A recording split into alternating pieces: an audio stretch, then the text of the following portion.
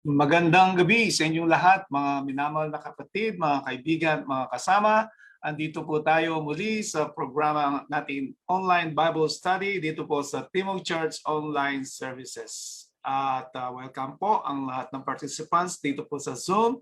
At ganoon din ang ating pong mga viewers dito po sa Facebook Live at ang lahat po na makakapanood dito sa ating presentation sa gabing ito sa ating YouTube channel at nawa ang pagpapala ng Panginoon ay siyang sumaatin. At sa oras pong ito ay meron tayong napakahalagang topic na mapapag-aralan po natin at ito po ay napakahalaga, lalong higit ay nalalapit na po ang panahon na ang Panginoon ay paparito na upang sunduin ang kanyang mga hinirang. So tayo po ay mag-umpisa na sa ating pag-aaral at bago po yon tayo po lahat ay manalangin. Ama naming Diyos na nasa mga langit, sa pangalan po ng aming Panginoong Hesukristo, kami lumalapit sa inyong banal na trono at nagpapasalamat sa pagkakataon na muli kami inyong inipon upang pag-aralan po namin ang inyong mga banal na salita. At nawa ang iyong banal na Espiritu siyang magpaliwanag sa amin, aming maintindihan ang bawat talata na aming mapapag-aralan at mapag-usapan upang aming maintindihan ang inyong banal na kalooban at kami maging handa po sa pangalawang pagparito ng inyong bugtong na anak. Nadalangin po namin ang lahat ng mga participants, mga viewers at ganoon din ang bawat pamilya nakatutok ngayon at ganoon din po o Diyos ang patuloy na pag-iingat niyo po sa amin sa panahon po ng pandemya. At nawa ay layo kami sa anumang uri ng kapahamakan at patawarin kami sa aming mga pagkukulang pagkakasala laban sa inyo. Ito po ang aming dalangin alang-alang po sa matamis at banal na pangalan ng aming Panginoon Hesus. Amen. At sa muli po ay magandang gabi sa inyo lahat at kung meron po tayong mga kakilala, mga kaibigan na gusto pong aral na makasama po natin sa ating online Bible study, imbitahan niyo po at ang lahat po ng ating mga presentations mula February 28, 2021 hanggang sa kasalukuyan ay pwede niyo pong panoorin nili sa ating YouTube channel at mag-subscribe lang at pindutin po, i-press ang notification bell kapag nag-upload po tayo ng videos ay matutunghayan niyo po kagad. At i-search lang po Roland de la Paz. At ito po ang ating may paglilingkod sa inyo at nawa ito'y maging pagpapala sa bawat isa. Sa gabi pong ito, ang ating pag-aaral ay napakahalaga, lalong higit po na tayo naghahangad, na tayo may ligtas ng ating Panginoon. Sa panahon pong kasalukuyan ay tunay nga na mahirap ang nararanasan natin lalo na sa pandemya. Pero meron pa pong naghihintay na mas mahirap na magiging karanasan ng mga taong hindi manunumbalik o magbalik loob sa ating Panginoon. Kaya ang paghahanda po, mga minamahal na kapatid, mga kaibigan, mga kasama, ay sa panahong kasalukuyan. So ang ating pong topic ay alang iba kundi ang tinatawag na impyerno o kaya po ay hell, no? At ito po ang ating inihanda para po sa kapakanan at ng bawat isa at para po sa karagdagan po kaalaman upang tayo po ay palaging handa anumang oras dumating ang tinatawag na pagsara ng palugit or close of probation o maging ang pagparito ng ating Panginoon, ang lahat po ay manatiling handa. No? Ang ating topic ay muli ay hell. Ang hell, kung titingnan po natin sa Bible, ay meron pong tatlong kahulugan na translated po sa English na hell. Ang una, sa salitang Hebreo, ay ginamit po ang salitang Sheol. And the Greek word na Hades, na ang ibig sabihin ay grave o libingan, na mababasa po natin sa Psalm 16 verse 10 na don't let my soul go to hell, no? Yan po. At ang ikalawa, yung Greek word na Tartarus na ang ibig sabihin ay darkness, ito po ay mababasa sa ikalawang Pedro, kabanata 2 talata ay 4, na kung saan ay ay merong nakalaan na lugar para sa mga fallen angels, no? At ganoon din ay ikatlong kahulugan, ito po yung a place of burning o kaya po ay tinatawag na Gehenna in Greek, at ito po ang ating pag-aaralan ngayon. Itong ikatlong kahulugan na ito po ang lugar na nagliliyab o kaya nasusunog, no? So tayo po ay magpapatuloy. So ikalawang Pedro, 2 Peter chapter 3 verse 9, ang sabi po ng Bible, hindi mapagpaliban ng Panginoon na hindi niya ibig na sinuman ay mapahamak, kundi ang lahat ay magsipagsisi. Kaya ang gusto ng Panginoon o ang ating Diyos ay binigay niya ang kanyang bugtong na anak, kung sino man sa kanya ay manampalataya ay tiyak ang kaligtasan. Subalit ang karamihan, masasabi natin karamihan, ay hindi po nagkakaroon ng interes sa mga bagay na ito at nahahalina ang kanilang kaisipan na nakatuon dito po sa tinatawag na sanlibutan, samantala ang pinapahanda sa ating kaharian ng ating Diyos ay ang makalangit na kaharian. Kaya ayaw niya pong mapahamak ang sinuman. Kaya nga ay tinubos tayo sa kanyang bugtong na anak na ito po ay nagdulot din ng kalungkutan at ng tinatawag na kahirapan sa ating ama. Mahiwalay ang anak at mamamatay siya, maghihirap, no? Samantalang siya yung hari ng mga hari at Panginoong ng mga Panginoon. Kaya ang panawagan ng ating Diyos ay tayo manumbalik. At maliwanag din po sa Bible sa Romans chapter 6 verse 23, sapagkat ang kabayaran ng kasalanan ay kamatayan. Sa Romans chapter 3 verse 10, wala na isa mang umabot sa wala na isa mang matuwid. Sa Romans 3 verse 23 ay wala na isa mang umabot sa kalwalatian ng ating Diyos, ating Panginoon. Kaya kung tayo ay nasa kalagayang makasalanan o ay ang ating pong kauwian, sang-ayon sa talata sa Romans chapter 6 verse 23, ang kabayaran ay kamatayan. Subalit nga sa dakilang pag-ibig ng ating Diyos, binigay niyang kanyang bugtong na anak, imbis na po si Adan si Eva o tayo mamatay, siya ang namatay. Pero binigyan pa tayo ng isa pang palugit, isa pang chance, isa pang probation. At dahil ayaw niya na tayo po ay mapahamak o mamatay. Kaya kung tayo po ay patuloy na magkakasala, mga minamahal, ang kabayaran po yan ay kamatayan. Anong klaseng kamatayan? Ito po ay ating pag-uusapan, no? So sa Revelation chapter 20 verse 9, ito na po ang bagamat ito ay napag-aralan natin doon sa Millennium, no?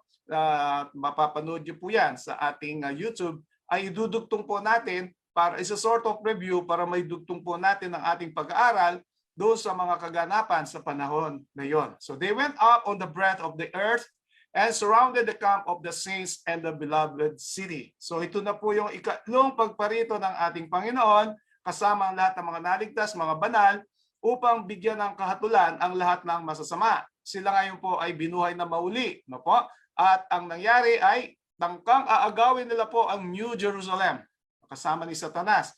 At sa pagpapatuloy, and fire came down from God out of heaven and devoured them. At ang apoy na nagmula po sa Diyos sa langit ay ito po ay tinupok, sinunog ang lahat po ng mga masasama. At ito po ay ang sanlibutan na ito. At ang sanlibutan na ito ay lilinisin. God will purify this earth, this world, by means of fire. Apo. So sa Revelation chapter 20 verse 6, blessed and holy is he who has part in the first resurrection. Kaya ito po naman first resurrection, meron tayong topic sa ating YouTube. Pwede nyo pong panuorin uli yung topic na resurrection. Yung special resurrection, yung first resurrection, and second resurrection. So first resurrection, lahat ay matuwid. Sa special resurrection, matuwid at masama. Sa second resurrection, lahat ay masama. So ito pong first resurrection, kung ating pa pong palalawakin ang ating pag-aaral, ito'y tumutukoy sa tinatawag na lubhang karamihan o kaya great multitude. No? Bagamat sa special resurrection, yung 144,000 na meron pong liwanag ng third angel's message ang ayon po sa Revelation chapter 7 verse 2. So patuloy po tayo sa Revelation 20 verse 6, over such the second death has no power, but they shall be priests of God and of Christ. So dito binanggit po ang salita o katagang second death, ikalawang kamatayan. No? And shall reign with him 1,000 years. Ito nga po yung mga maliligtas na kasama sa first resurrection. At sa special resurrection na kabilang ang 144,000, they will reign with Christ for 1,000 years na tinatawag nga nating millennium. So tayo po ay magpatuloy. At the second death, pag-usapan muna natin kalawang kamatayan. The first death o yung unang kamatayan, ito yung kamatayan na kapag namatay, no? Katulad ni Nunong Adan at sa ating mga lolo, o yung mga ninuno na nasa libingan sa kasalukuyan. We die as the natural result of living in a sinful world. Kaya ay dadanas po ng kamatayan ang mga tao, mabuti man o masama, no? Habang hindi pa pumaparito ang ating Panginoon at sila po ay magkakaedad, siyempre, yan po ang nature. Kapag tayo ay tumatanda, abot po tayo doon sa panahon na tayo mamamatay na. Ito yung tinatawag po na first death. Ang ikalawang kamatayan, the second death is an eternal death as the result of personal rebellion against God. Ang ikalawang kamatayan ay ito po yung tinatawag na walang hanggang kamatayan. At ito ay resulta o bunga ng pagre-rebelde o kaya salungat o kaya po ay yung pagkikipaglaban sa kapamahalaan ng ating Diyos.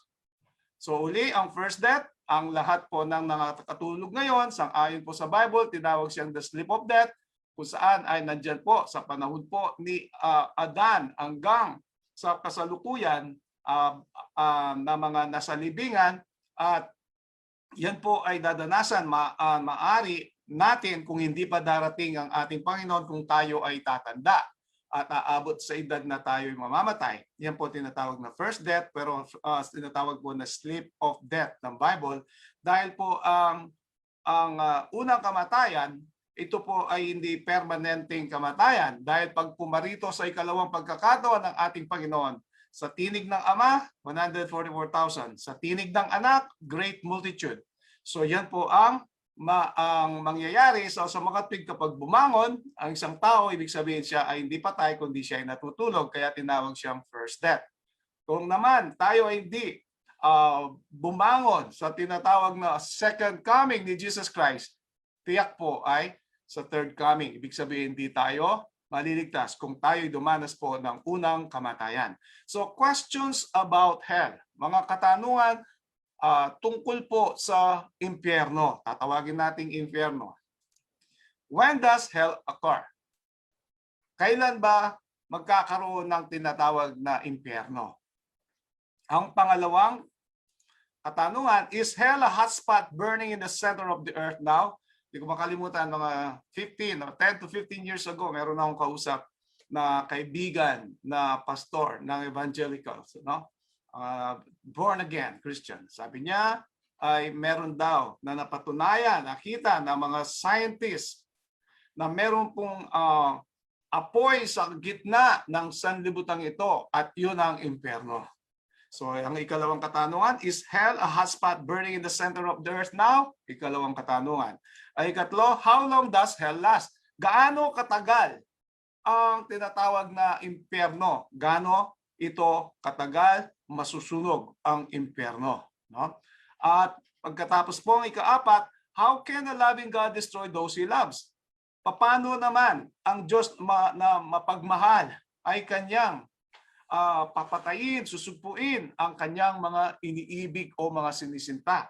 Katulad ng sinabi sa John 3:16, for God so loved the world. So sa mga kapatid, ang buong sanlibutan o the planet Earth na kanyang nilalang, na kanyang sininta, nang dahil nga sa kanyang pag-ibig ay binigay niya ang kanyang bugtong na anak upang tubusin ang kasalanan ng sanlibutan. No? Paano nga ba ito? Sang-ayon sa Bible, sasagutin po lahat ito. Ito po ang mga katanungan, 4 na katanungan na marahil tayo rin po ay ito ang naiisip nating mga katanungan at gustong sagutin ng Bible. Maraming mga mangangaral sa Bible po, kaya nga naikwento ko sa inyo kanina ay isang pastor, ay lito sa paksang ito, confused, hindi po nila nakukuha ang eksakto na meron nga bang impyerno sa gitna ng sanlibutan o earth o mundong na ito. Samantalang yan po ang tinuturo ng ibang mga mangangaral. Meron ang hell ba o ang impyerno ay talagang walang hanggang nasusunog yan? Meron na bang impyerno ngayon o sa hinaharap pa yan? Yan po ang pag-uusapan po natin. So, para magkaroon po tayo ng background, i-review natin konti yung milenyo, no? Bagamat ito ay mapapanood nyo sa ating YouTube channel, ito po ay i-review natin. It's a sort of review. Yung milenyo, yung 1,000 years, 1,000 taon. At sa 1,000 taon, ano po ang mangyayari po? Bago po magkakaroon ng milenyo, merong tinatawag na first resurrection na binanggit kanina sa Revelation chapter 20 verse 6. Before the first resurrection, siyempre po merong special resurrection ng Daniel chapter 12 verse 2, Revelation chapter 1 verse 7. Ayan po, no? At sa special resurrection, mabuti at masama. Sa John chapter 5 verses 28 and 29. Sa first resurrection, unang pagkabuhay, lahat ay mabuti. Revelation chapter 20 verse 6 para ma-differentiate po natin yung mga iba't ibang klaseng resurrection o pagkabuhay na mauli. So sa unang pagkabuhay, ito rin ang ikalawang pagdating ng ating Panginoon. Sa makatwid, ito ay sa hinaharap. Ito ay sa future. And then, meron pong 1,000 taon ang pagitan ng tinatawag po nating first resurrection o kaya po ay unang pagkabuhay na mauli, no? At yan nga po ang sinasabi po ng Bible, no? And then after 1,000 years, yung ikalawang pagkabuhay or second resurrection. Ang second resurrection, definitely lahat ay masama. Po, lahat ay masama. At ito rin sa ikalawang pagkabuhay na mauli sa Revelation chapter 20, na po, pagbaba ng bayang banal ng New Jerusalem. At katulad ng introduction natin kanina, bubuhayin uli yan at pagkatapos ay tatangkahing agawin po ang bayang banal. And then ano po, magpapaulan ng apoy ang ating Diyos mula sa langit. So ito po yung diagram para makita natin ang panahon ng impyerno after 1,000 years. Kailan ang 1,000 years? Yung milenyo. After the first resurrection or after the second coming of our Lord Jesus Christ, which is again in the near future. No? So sana ito po ay malinaw. Magpapatuloy po tayo.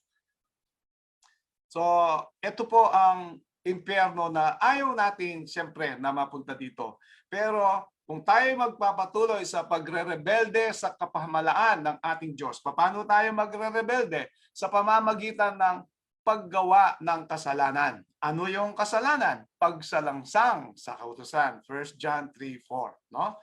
Kaya yan, paulit-ulit, naririnig niyo po yan sa akin. Pero ito po, ang ating pag-aaralan ay ang impyerno. Bagamat ang Diyos ay maibigin, ay ano po ang nangyari, no? Ang nangyari, hindi po lahat ay sila ay tumatanggap sa ebanghelyo at hindi magkaroon ng kapangyarihan yung dugo ng ating Panginoon na tinubos niya para sa lahat ng sangkatauhan. Kaya yun nga po, narinig niyo naman po siguro yung ilustrasyon, isang kwento na nalalaman na siguro lahat, yung barbero at yung nagpapagupit. Hindi daw naniniwala na merong Diyos dahil merong masama, no? Ang sabi naman ng nagpapagupit, di siya naniniwala na merong barbero. At bakit mo naman nasabi yan? Bakit maraming mahabang buhok at hindi nagpapagupit? Ano sabi po ng barbero? Kasi hindi sila nagpupunta sa barbershop. Ganun din po ang mga taong iniimbitahan, inaanyayahan ng ating Panginoon. Ang kaloob, ito po'y grace, ito po'y regalo. Kapag binigay ng Diyos, meron po tayong bahagi na ito'y tanggapin. Kailangan po natin yung bahagi na ganapin. Ito po ang nagiging kulang sa panahon natin ngayon. Kaya sabi, ako'y ligtas na by grace. Hanggang doon lang ba natatapos yung grace? Sa Romans chapter 6 ay hindi po. So verse 1 and 2 and 15, ay magpapatuloy ka ba sa pagkakasala dahil ikaw ay nasa ilalim ng biyaya? Huwag nawang mangyari. Kapag ikaw ay nasa ilalim ng biyaya or under grace, patuloy kang magiging masunurin. Anong susundin? Ang 10 kautusan. Patuloy po tayo mga kapatid, mga minamahal, sa Malakay chapter 4 verse 1. For behold, the day is coming, burning like an oven. Yan po ay sa Old Testament, si Propetang Malakyas, ayan po ay kanyang sinabi, sinulat o hinula sa pamamagitan ng pangangasiwa ng Banal na Espiritu under the ministration of the Holy Spirit. And all the proud, yes, all who do wickedly will be stubble. Yung mapagmataas, yung palalo, yung mga masasama, sila lahat daw po ay mahuhulog at mamatay. And the day which is coming shall burn them up. Susunugin daw po, says the Lord of hosts. Sino nagsabi? Sinulat ni Malakyas, ang nagsabi ang ating Panginoon sa pamamagitan ng propeta na si Malakyas. That will leave them neither root nor branch. Kaya pag nasunog ang mga masasama, wala na daw pong matitirang ugat o kaya po ay sanga. Sa makatwid, yan po ang kawakasan ng kasamaan dito po sa sanlibutan. So sa 2 Peter chapter 3 verse 7, but the heavens and the earth which are now preserved by the same word are reserved for fire until the day of judgment and perdition of ungodly men. So sa mga tweet, maliwanag ang impyerno sa hinaharap at meron pong nakalaan na gantimpala sa mga masasama. Ano po ito? Ito nga po yung apoy. Ito nga po yung impyerno. Tinatawag ding ikalawang kamatayan ng Revelation chapter 20. Ito rin po yung tinatawag na dagat-dagatang apoy or lake of fire. Yan. So, destruction of the wicked, ang katapusan ng mga masasama. Number 1, the wicked will be burned in the future. Maliwanag po yan. Kahit ikaw ay masamang tao, ikaw ngayon ay namatay, ng unang kamatayan, nasa libingan ka ngayon. Pag dating na ikalawang pagparito ng ating Panginoon, ay hindi siya babangon, maliban po doon sa special resurrection kung kasama siya doon sa mga tumusok sa tagiliran ng ating Panginoon, Revelation 1:7. At yung mga tinatawag na greatest opposition of the truth in the time of Jesus Christ na sinabihan niya si Caiaphas ng ating Panginoon. Tiyak kapag ay makikita mo ang Panginoon na darating sa lapaap kasama yung laksan-laksang angeles, kanino niya sinabi? Kay Caiaphas. At tiyak siya babangon sa panahon na yon upang masaksihan ang pangako o salita ng ating Panginoon at muli siya'y mamamatay. Yan po ang sinasabi ng banal na kasulatan. And then, ano po? Maliban po doon, unang kamatayan, dumanas ng unang kamatayan, binangon sila sa special resurrection, mamamatay uli. And then sa third coming ni Jesus Christ, bubuhayin uli at mamamatay. Yun po ang sa tinatawag na special resurrection. Pero ito pong kasama po sa wicked, the general resurrection or second resurrection, ay tiyak po ang kapalaran ay masusunog. Ang sinasabi po ng banal na kasulatan sa Malakyas o Malakay chapter 4 verse 3. You shall trample the wicked, for they shall be ashes under the soles of your feet on the day that I do this, says the Lord of hosts. Kaya yung mga masasama, sila'y masusunog, matutupok sa apoy, and then magiging upos, magiging abo. At tatapak-tapakan daw ng mga matutuwid o sa makatwid ang mga maliligtas. Bagamat ito ay sa malapit na hinaharap in the near future, kailangan po nating bigyang pansin.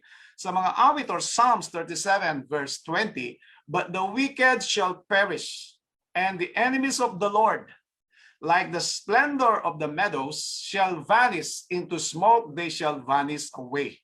Masusunog sila, magiging upos, katulad daw ng usok, kapag ikaw ay nagpaliyab ng apoy at nasunog, at pagkatapos po ay merong usok, maya-maya mawawala na po yung usok. Ganun din ang mangyayari sa mga masasama.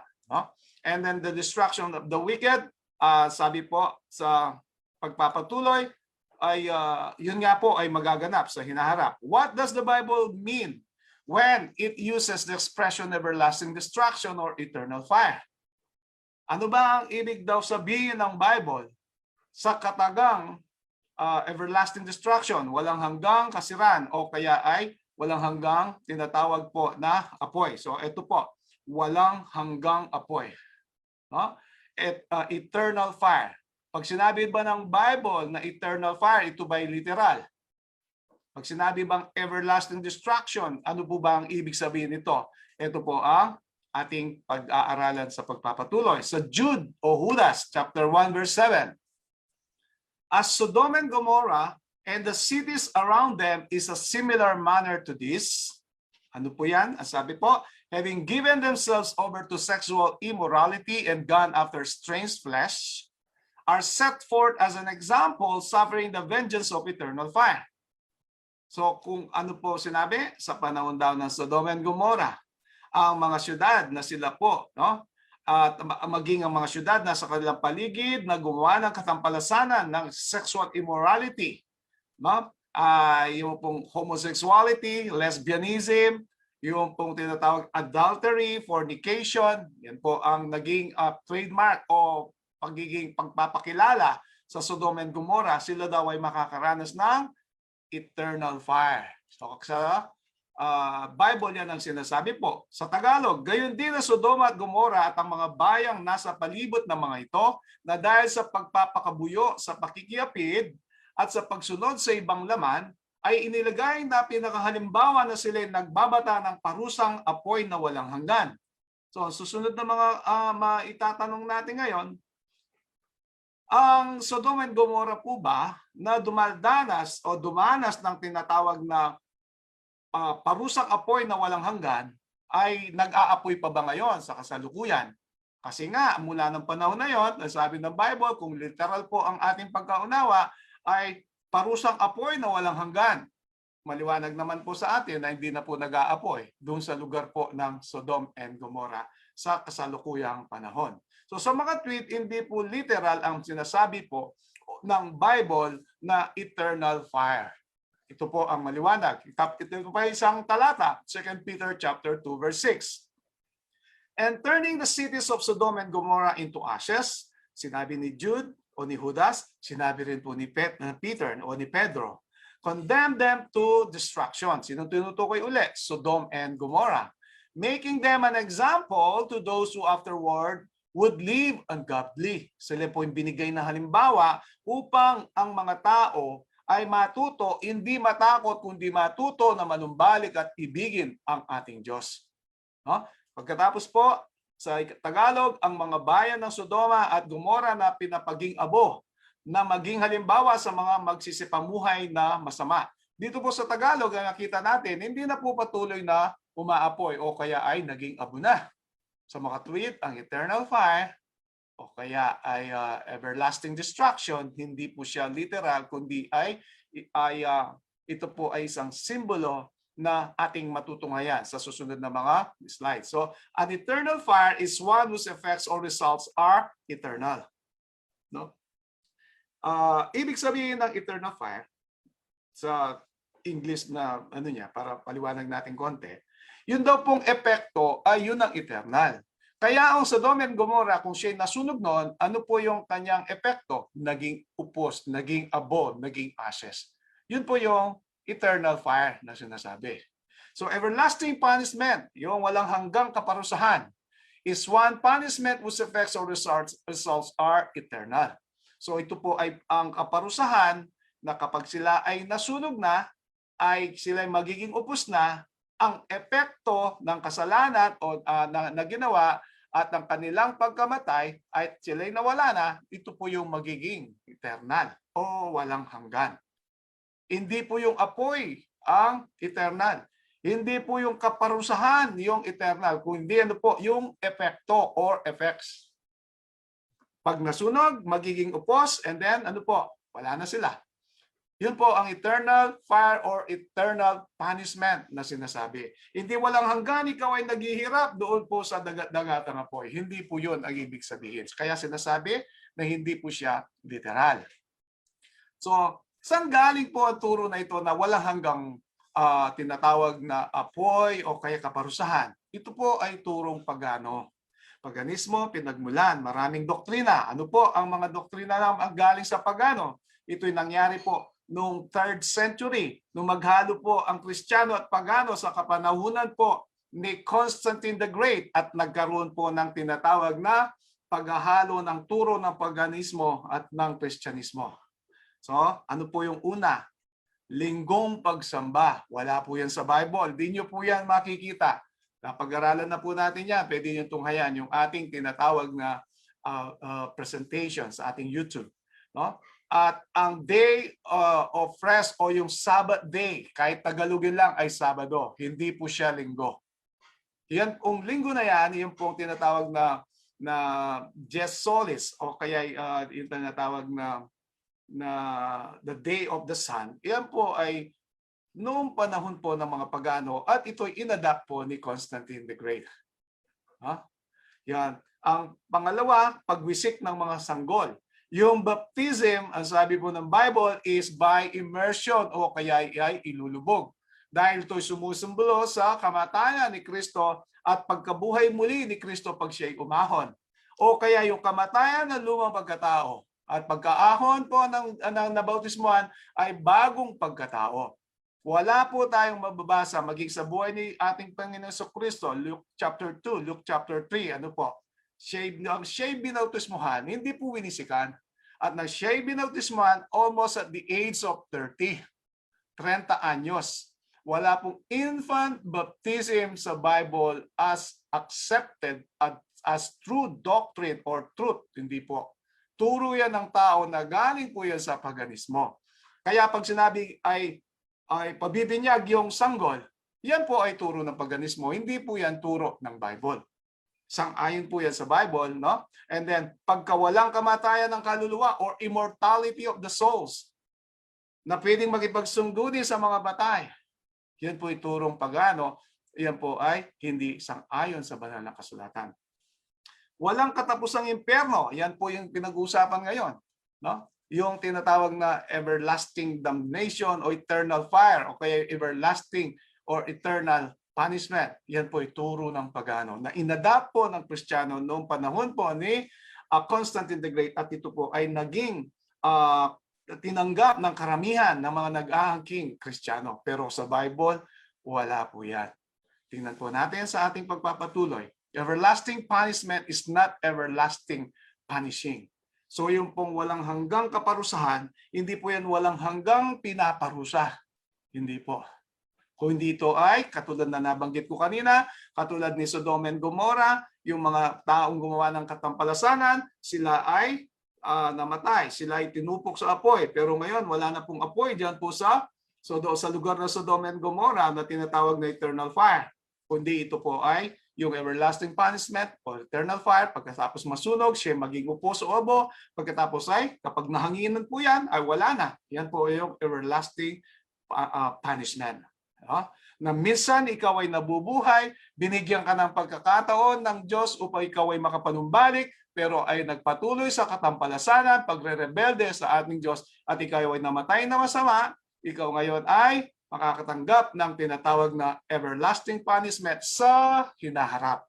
Hindi po sa kasalukuyan. O kaya kung ikaw ay namatay kahapon, ikaw ay natagpo ang masama sa harapan ng Diyos, ay wala ka sa impyerno sa kalagitnaan ng sanlibutan ito. Hindi po yon base sa turo ng Bible. Yan ay katang-isip lamang ng tao.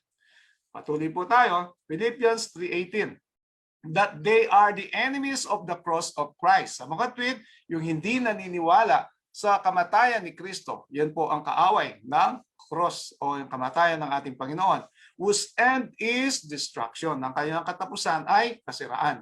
And then sa Matthew chapter 7 verse 13, ito po ay sinasabi kung sino ang mapupunta sa dagatang apoy sa hinaharap.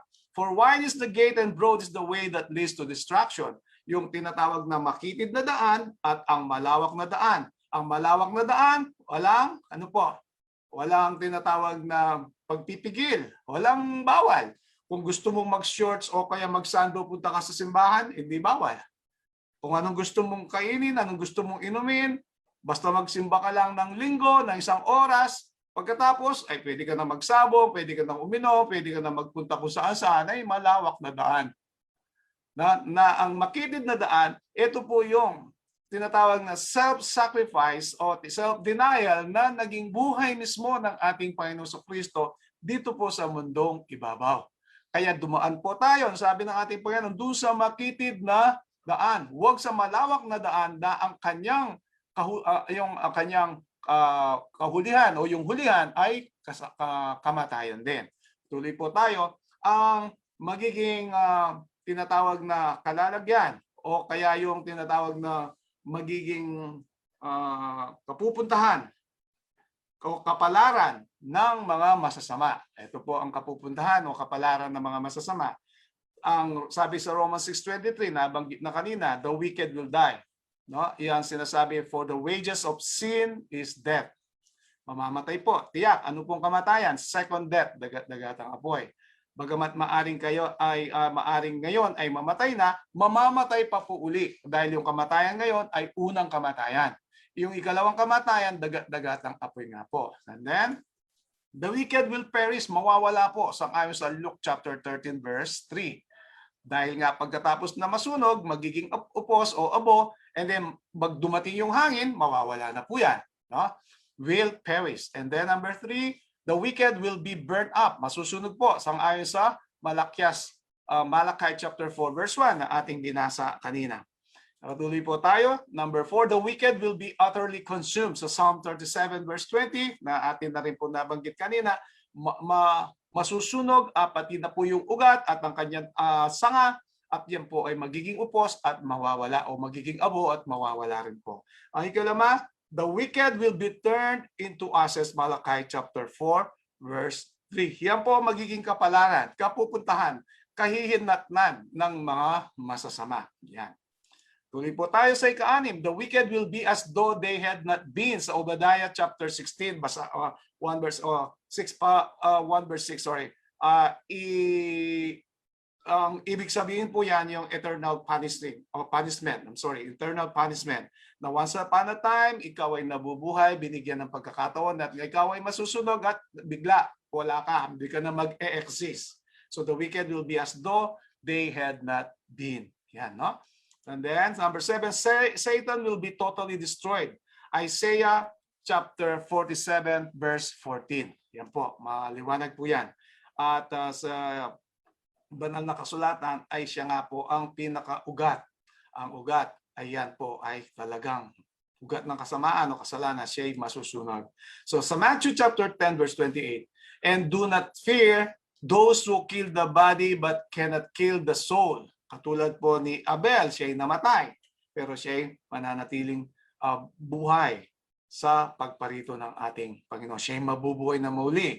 No? Meron pong si Noah, si Daniel, si Adan, sabihin natin mga pinagpapapatay na mga apostoles, o yung mga martyrs, pinugutan ng ulo, pinakain sa mga leon ng panahon po ng Dark Ages. Huwag daw tayo matakot sa unang kamatayan, kung hindi ang ikalawang kamatayan ang dapat nating paghandaan. But rather fear Him who is able to destroy both soul and body in hell. Kaya alam natin na ibig sabihin ng fear God, ito po ay paggalang, pagrespeto. Sa Ecclesiastes chapter 12 verse 13, fear God and keep His commandments, for this is the whole duty of man. Here, the conclusion of the whole matter. Ano po daw ang conclusion ng buong bagay dito sa lupa? Matawad sa Diyos at tuparin o sundin ang kanyang mga kautusan. Yan daw po ang gampanin natin dito sa lupa. Siyempre, ay hindi mo yan susundin kung wala kang pananampalataya kay Kristo sa ating Panginoon. So patuloy po tayo. What about the Bible expression unquenchable fire? Ano naman po yung tinatawag na hindi umihintong apoy, hindi mapapatay na apoy? Unquenchable fire. Ayan. Sa Mark chapter 9 verse 43, if your hand causes you to sin, cut it off. It is better for you to enter into life maimed. Kung nagkasala daw po yung ating kamay, putulin. Mas maganda na putulang kamay, imbis na daw po tayo ay hindi maliligtas. Rather than having two hands to go to hell, into the fire that shall never be quenched. Ayan po, binanggit po yung doon sa apoy na hindi mapapatay, no? Hindi mahihinto. So iniisip natin kung literal ito, ay patuloy yan na mag-aapoy. Hindi po yan hihinto, yung unquenchable fire. Pero yan po ba ang ibig sabihin ng Bible noon ng ating Panginoong Jesucristo? Patuloy po tayo. Where their worms does not die and the fire is not quenched. Yan. And as Isaiah 66 verse 24, and they shall go forth and look upon the courses of the men who have transgressed against me. Yan. For their worm does not die and their fire is not quenched. They shall be an abhorrence to all flesh. Di raw mamamatay ang kanilang mga uod, di raw mapatay yung apoy. No? Yan ang literal na pagkabanggit ng Bible. Yun nga po ba ang ibig sabihin na literal? Na hindi mawawala yung uod sa taong namatay nandiyan sa libingan? Nakita naman natin yan kung namatay si Lolo. And then after 10 years, 15 years, namatay si Lola. Kukunin po yung mga buto ni Lolo pero wala nang uod. So sa makatwid ay hindi po yan literal. No? Tingnan po natin uli ang continuation ng impyerno o hell. So Jeremiah 17:27, then I will kindle a fire in its gates, and it shall devour the palaces of Jerusalem, and it shall not be quenched. So, maliwanag naman po kung punta ka sa Jerusalem, yung apoy po doon ay wala na. Pero binanggit po dito ay it shall not be quenched. Hindi po yan mapapatay. Itong apoy dyan po sa Jerusalem. Na alam po natin yan during the time of Titus, dyan po sa 70 AD. Patuloy po tayo. An unquenchable fire is one that no human hand can put out. Yan ang ibig sabihin po ng unquenchable fire. Kahit gumamit ka ng maraming bombero, ay hindi po yan mapapatay ang apoy na yan. Kasi po, ayan po ay hindi mapapatay ng kamay ng tao. Yan po ang ibig sabihin ng unquenchable fire. Hindi ibig sabihin na hindi po mapapatay o hindi mamamatay o hindi mahinto ang pag-apoy, kundi ay hindi po mapapatay ng sinumang tao o ang kamay ng sinumang tao yung apoy na yan. Yan po ang ibig sabihin ng unquenchable fire na binasa natin ang Jerusalem, unquenchable fire, pero hindi na po nasusunog ngayon. Hindi po ba? So magpatuloy po tayo. Sa aklat po ng pahayag, dito po mababasa po talaga ang dagatang apoy sa Revelation chapter 20. Pero bago po yun, sa Revelation 14:10, he shall be tormented with fire and brimstone. Kaya yung pong mga tinatawag na, ito po yung third angel's message. Kung sino man ang tumanggap ng tatak ng hayop at ng kanyang larawan sa noo at sa kanyang kamay, siya po ay, walang sala na tatanggap din ng galit na alak ng kagalitan ng ating Diyos na walang halong habag. And then, he shall be tormented with fire and brimstone. Siya po ay masusunog daw. No? Ang sabi po ng Revelation 14:10. And then sa 11, and the smoke of their torment ascends forever and ever, and they have no rest day or night. So yan po ay mga figures, mga symbols na sinasabing abang buhay ba sila ay masusunog at hindi sila magpapahinga? Yan. So, at sang-ayon sa talata na ating binasa, hindi po yan literal. No po? And then Revelation 19 verse 3, her smoke rises up forever and ever. Habang buhay ba o habang may Diyos, yan po ba ay palaging merong usok sa kaharian ng Diyos? Ay siyempre po ay hindi po yan literal. So forever in the Bible can be translated, ano po ang pakahulugan ng forever sa Bible? Until the end of age. Hanggang sa panahon ng kawakasan. Ang panahon ng buhay dito po sa lupang ibabaw. So it sometimes refers to a limited time. No? Hanggang sa panahon lang po ng sanlibutan ito. And then of course, ano po mangyayari? Lilinisin nga po ito. Pag nilinis na ito, wala nang masama. Yung new heaven and new earth na pinag-aralan natin Revelation 21 na mapapanood pa rin po yan sa ating YouTube channel. May mga videos po tayo dyan, pwede nyo i-review. So forever in the Bible can be translated as ano po? Until the end of the age. No? Yan po, until the end of time or the age. Yan po. Click po tayo. So, magpakailan-kailanman sa Tagalog, magpakailan-kailanman ay isang pananalita sa Biblia na nangangahulugang hanggang sa katapusan ng panahon, till the end of time. Yan. Hindi kinakailangan isang walang hanggang di nagtatapos na haba ng panahon. Yan po ang Tagalog na translation. Yan po ang sinasabi po o ibig sabihin ng banal na kasulatan. So Exodus 21 verse 6, tingnan po natin, kumpara natin bakit po nasabi yun ng Bible. Ano po talaga interpretation. Then his master shall bring him to judges. He shall also bring him to the door or to the doorpost. And his master shall pierce his ear with an awl, and he shall serve him forever. So, ang salitang forever ay nabanggit po dito. Ay habang buhay ba siya? Ay maglilingkod? So, sa Tagalog, Exodo 21:6, at paglilingkuran niya siya magpakailanman. So ito po ang sinasabi, ito po ay ang sinasabi ng Bible. At habang buhay ba siya maglilingkod? Maging isa siyang alipin o isa siyang lingkod? Alam naman natin, meron pong tinatawag na after 7 years, yung merong tinatawag na the Sabbath of the land, ito po magpapahinga ang lupa. Pero pag dumating po yung tinatawag na Jubilee, after 50 years, ano po ang mangyayari? O yung utang wala nang alipin. Sang-ayon po yun sa Bible. So sa mga tweet, ang salitang magpakailanman ay yun sa takdang panahon lamang. Hindi po yan hanggang sa walang hanggan. Yan. So 1 Samuel chapter 1 verse 22, tingnan natin si Propeta Samuel. I will take him that he may appear before the Lord and remain there forever. Ito po ay si Hannah at si Eli the high priest ang nag-uusap. Therefore, I have also lent him to the Lord. Sabi ni Hannah, as long as he lives, he shall be lent to the Lord. Bali sa Tagalog, at tumahan doon magpakailanman habang siya ay nabubuhay.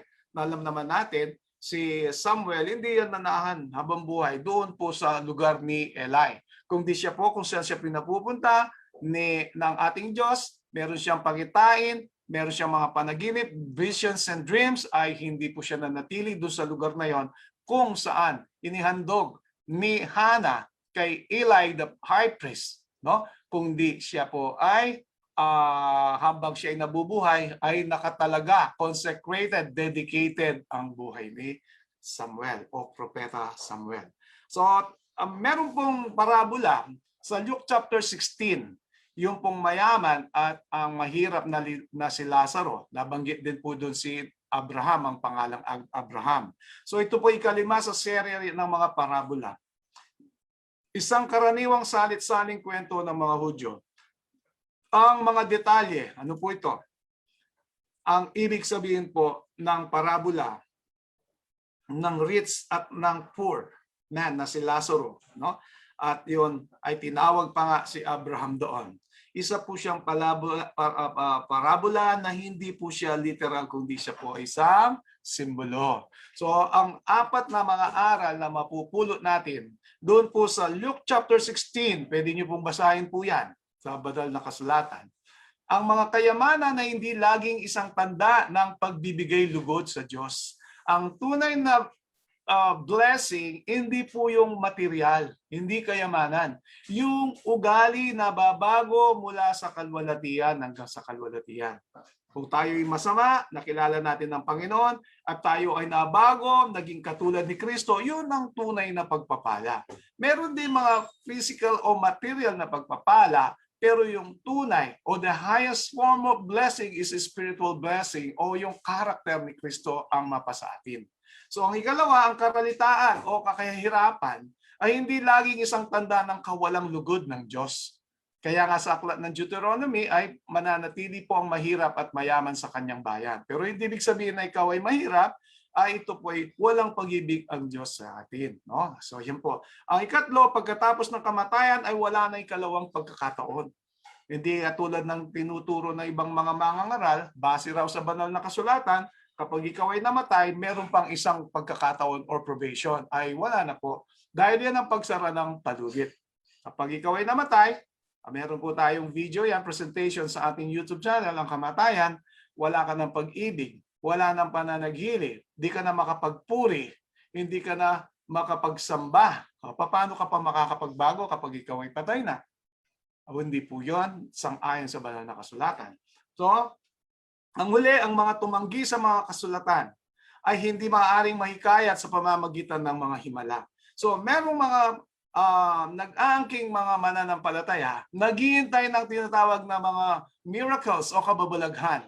Lalahanin natin yung mixed multitude ng panahon po ni Anunong Moses, ni Aaron, no? Ay sila'y sumali-sali lang doon po sa Exodus dahil nakikita nila yung mga miracles performed by God through His servant o kaya po yung tinawag na deliverer na si Moses. Kung wala po silang nakitang mga miracles, ano kaya ang gagawin nila? So ito po mga miracles na yan, hindi po yan ang tinatawag na magiging basihan ng ating pananampalataya. Ano po yung pananampalataya? Hebrews chapter 11 verse 1. No? Yung pong sa substance of things not po, hope for and the evidence of things not seen. Hindi mo nakikita pero naniniwala ka. Kaya kung inaantay mo ay miracle o milagro o kababalaghan at doon ka maniniwala, yan po ang laman din ng parabola po ng Luke chapter 16. So hindi po siya literal. Dahil ang patay, hindi na pwedeng makiusap. Na yung mayaman na sabi ay nakiusap nga na kahit daw na konting lamig lang.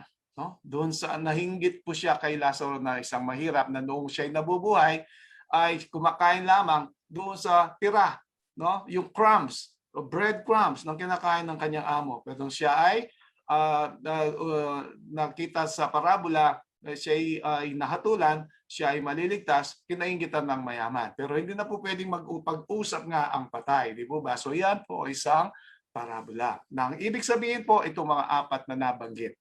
So pagyamanin po natin ang kamatayan ng ating Panginoon. Yan po ang nagbigay sa atin ng another chance, another probation, isa pang pagkakataon. No? Kaya siya namatay para hindi tayo mamatay. Pero ngayon, kapag katapos ng kanyang kamatayan, meron pong hangganan ang kanyang probation or palugit. God is love of course, pero ano po, merong hangganan. Lahat po ng magre-rebelde, katulad ni Satanas, hindi po yan pwedeng manatili sa tinatawag na langit na bayan. Yan, merong hangganan. Ang kasalanan, ang kasamaan, merong hangganan. Kaya ang pag-ibig ng Diyos, binigay na niya ang kanyang bugtong na anak, kaya nananawagan sa atin. Ezekiel chapter 18 verse 23. Do I have any pleasure at all that the wicked should die? Ako ba'y nasisiyahan kung mamatay ang mga kasamaan? Ang mga may kasamaan o mga masasama? Sabi ng ating Panginoon.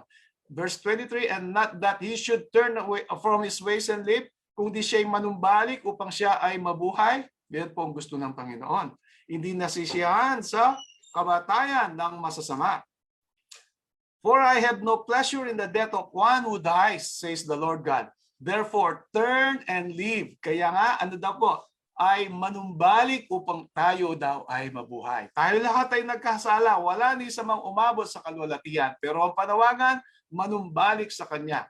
No? Manumbalik. Ihayag natin ang kasalanan, bibigyan tayo ng pagkakataon. Lilinisin niya tayo. No? So, Isaiah chapter 1 verse 18, umupo tayo. Let us sit down. No? At pag-usapan yan. And then ang pangako ng ating Panginoon, at gaano mang kapula ang kasalanan mo, magiging puti na katulad ng niebe. Ibig sabihin patatawarin. And then nga sa 1 John chapter 1 verse 9 is faithful, na tayo po ay patatawarin at ganoon din ang kanyang katwiran ay siyang mapasatin. So, patuloy po ang panawagan ng ating Panginoon habang bukas pa po yung pintuan ng biyaya o pintuan ng awa. Alalahanin natin, kung di tayo tumugon sa panawagan, hindi siya masisiyahan kung tayo mamamatay sa dagatang apoy o ikalawang kamatayan.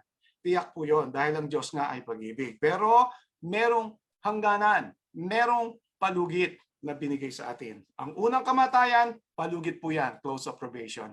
At kapag po dumating na po ang panahon na nagkaroon pa po ng tinatawag na 7 huling salot, ibig sabihin ay tapos na rin po yung mga tinatawag na palugit para sa mga nabubuhay. Pag tayo nasaktan ng 7 huling salot, ayon sa ating pag-aaral, mga minamahal, ibig sabihin, hindi tayo maliligtas. Hindi tayo natatakan ng ating Panginoon. Kaya naman sa ating pong pag-aaral, ay magbigay po ito ng paalaala sa atin ng Diyos ay pag-ibig. Pero merong hangganan po ang lahat ng mga bagay dito sa lupa. Hindi po pwede na paghintayin natin ang Panginoon hanggang tayo ay tumanda, hanggang tayo mamatay, maghintay ng another 1,000 years upang tayo magbago. Yan po ay turo ng tao, hindi po turo ng Diyos o turo ng banal na kasulatan. Naway naging maliwanag po sa atin ang sinasabi po ng Bible tungkol sa impyerno, tungkol po sa Gehenna na tinatawag na nasusunog, no? At yung eternal fire, no? Yung everlasting punishment, sana ay maliwanag sa atin yan. Meron pong hangganan po yon. At pag sinabi pong eternal punishment, hindi eternal punishing. Hindi walang hanggang kahirapan. Kundi ikaw ay masusunog, magiging abo, and then mawawala. Yan po ang eternal punishment. Yung pong effect ng kasalanan ay yung pong mawawala tayo na minsan ay nabubuhay. Yan po ang eternal punishment. Unquenchable fire ay hindi po yan mapapatay ng kamay ng tao. Ang Diyos lamang ang pwedeng pumatay ng tinatawag na apoy na yan. Katulad ng nangyari po sa Jerusalem in the year 70 AD. Panahon po ni Titus. Kaya mga minamahal, sana ay napaliwanagan po tayo ng Bible. Kung meron kayong katanungan, meron po tayong tinatawag na chat box or comment box dito po sa ating Facebook Live. At tayo po ay nawa ay patuloy na mag-aral po sa salita ng Panginoon upang magkaroon pa po ng tinatawag na kaliwanagan sa ating mga kaisipan at upang tayo po ay magkaroon po ng pagnanais na tayo makapanumbalik at iwaksi at umiwalay sa anumang uri ng kasalanan dahil ito'y magdudulot ng kamatayan o dagatang apoy o impyerno. Na ito ay sa hinaharap, sa kasalukuyan wala po. Maliwanag po yan sa Bible. Pagpalain po ang bawat isa at nawa rin ay ito po ay magsilbing paalala sa bawat isa sa atin at ito ang pag-ibig ng Diyos at binigyan pa po tayo ng isa pang pagkakataon. At tayo po ay magwawakas sa isang panalangin. Ama naming Diyos na nasa mga langit, sa pangalan po ng aming Panginoon Jesucristo, kami nagpapasalamat sa aming napag-aralan ang impyerno o ang hell o Gehenna sang-ayon po sa banal na kasulatan. Salamat po Diyos sa kaliwanagan na nagmumula sa inyo at naway patuloy po na mga siwa ang inyong banal na espiritu sa aming mga puso at isipan at turuan po kami sa katwiran, sa katulan, ganun din po sa kasalanan. Na aming maintindihan na ito ay ang pagsalangsang sa kautusan, ang 10 kautusan. At nawa o Diyos ay kami manumbalik sa inyo sa pagre-rebelde namin, pagsalangsang sa inyong kalooban, sa inyong kautusan, kundi o Diyos ay bigyan ng isa pang pagkakataon na kami maging masunurin sa inyo at maging katanggap-tanggap po ang aming mga sarili. Hindi dahil sa aming katwiran, kundi dahil sa katwiran ng aming Panginoon Kristo. At nawa o Diyos ay pagpalain niyo po ang aming mga participants dito sa Zoom, mga viewers sa Facebook Live. At ganun din po ang makakapanood nito sa YouTube channel. At ganun din po o Diyos ay patuloy naming dinadalangin ang programang ito na ito'y gamitin yung isang instrumento sa pagpapahayag ng inyong mga salita sa iba't ibang dako ng sanlibutan. So, pagpalain niyo po ang aming mga viewers, listeners sa United States of America, dito po sa Isabela, Cagayan, sa San Guillermo, Isabela, sa Tiague. At ganoon din po ay dito sa Central Luzon, sa Bulacan, sa Angeles, at ganoon din po sa Mindoro, as far as Visayas, sa Guimaras, at sa Mindanao, at ganoon din o Diyos sa ibayong dagat, sa Taiwan, at sa iba pa pong lugar. At nawa ang inyong banal na espiritu, ang patuloy na mga siwa sa aming mga buhay, at lalo higit o Diyos ay tulungan niyo kami mapanagumpayan namin ang aming mga sarili, ang sanlibutang ito, at ganoon din ang kaaway ng katwiran, walang iba kundi ang diablo. Pagpalain niyo po ang mga batang kasama namin, mga kabataan, at ganoon din mga magulang, ang mga interesado at candidates for baptism, at patuloy namin dinadalangin ng mga may karamdaman, Virilio de Maandal, at si Sister Rose Porte, Sister Lydia Porte, at ganun din si Dr. Gutnek, at si Pastor Shirima, Elder Estefano Lacorte. Pinadalangin din po namin, O Diyos, ang aming mga mahal sa buhay na wala pa sa inyong kawan, naway patuloy niyo silang kilusin ng mga puso at tawagin sila na at nawa ay sila yarin ding makasama sa paglilingkod hanggang sa pagparito ng aming Panginoon. At naway ingatan niyo rin at ipuin sa inyong mapagpalang kamay, Lens de la Paz, Ted de la Paz, at ganoon din, O Diyos, ang kanilang mga mahal sa buhay. Bigyan niyo sila ng pagtitiis at lakas ng angatawan upang patuloy po nila silang mapaglingkuran. At patawarin kami at linisin sa dugo ng aming Panginoon sa lahat ng aming mga pagkukulang na nagmula sa isip, sa salita at sa gawa. Nawa Diyos ay ang programa ito ay patuloy niyo pong gamitin bilang inyong instrumento at nawa o Diyos ay ang inyong patuloy na pag-iingat sa amin sa pandemyang ito, lalong higit may mga bagong variants na kayo lamang po ang tiyak na aming kaligtasan at sandata at kanlungan, naway tulungan niyo po at mahabag po kayo sa amin. Ito po ang aming dalangin, O Diyos, alang-alang sa matamis at banal na pangalan ng aming Panginoon Jesus. Amen.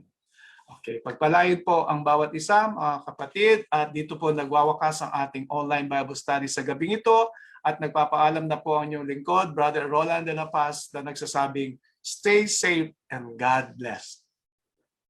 Bye-bye po.